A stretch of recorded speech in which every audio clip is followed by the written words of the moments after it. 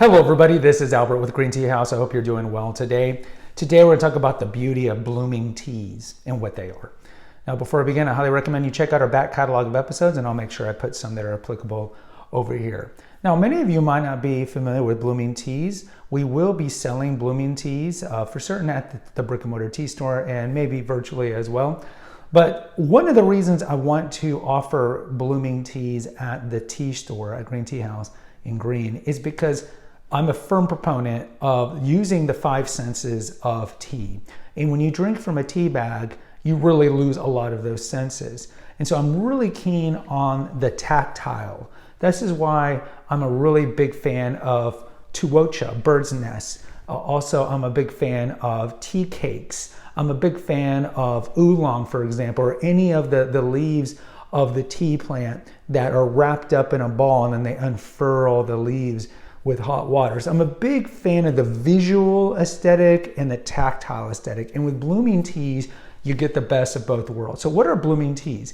Blooming teas are mostly made over in the Fujian province of China, which is one of the biggest tea growing areas of the world, not just in China. And so there are women there that are so efficient at doing these. They can make 400 of these a day. And essentially what a blooming tea is, it's a tea that it's normally going to be the buds of the tea leaves because they're very pliable because they're so young and fresh.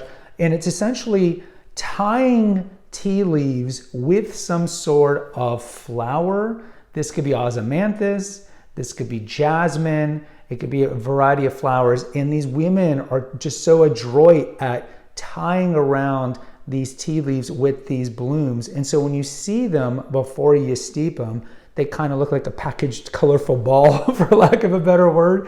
And then they're going to change appearance. And so these tea blooms have been around for centuries. And some of them have like a different meaning. Some of them are made for like happiness, prosperity, joy, all these things like that. They have different meanings. And they just bring a very beautiful aesthetic. And so what happens is, what you do is, I think it's best when you use one of the blooming teas, when you buy one of these, is put them in a glass container. Because again, it's all about the visual in addition to the taste. And so with it being in a glass container, you're gonna see it unfurl. And so put it in a glass container and then get, I would use green tea temperature like 175, because most of the time blooming teas are either gonna be green teas, Chinese green teas, or they're gonna be white teas.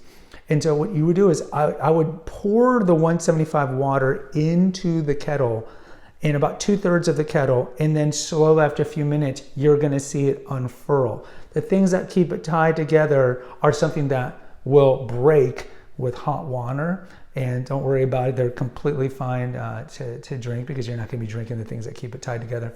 And then you will see after a few minutes, it's just going to go from that little kind of capsule, like a chrysalis with a butterfly almost, and it's just gonna open up and unfurl, and it's gonna be beautiful. And so if you look at the taste profile, it really depends on which blooming tea you're gonna get. I particularly like jasmine. I'm a huge proponent of jasmine in different teas. So we do offer, of course, jasmine green tea and jasmine in general. I think it's just a great flavor profile to mix with the Camellia sinensis plant. So we'll probably be selling a jasmine green blooming tea, and who knows, maybe we'll offer different blooming teas at different times. But I think that the standard one we're going to do is jasmine green, because jasmine green is just an exceedingly popular tea in the world, and not just in China and Vietnam, where it's kind of local to that area, but people like jasmine, right? So it's going to have that kind of floral bouquet of the jasmine mixed with the kind of chestnutty herbaceousness of the Chinese green tea, and it just tastes great. The other great thing about blooming tea is you can re-steep these a couple of times, like most of the Camellia sinensis tea drinks. I definitely recommend re-steeping these, again, pouring the hot water over it.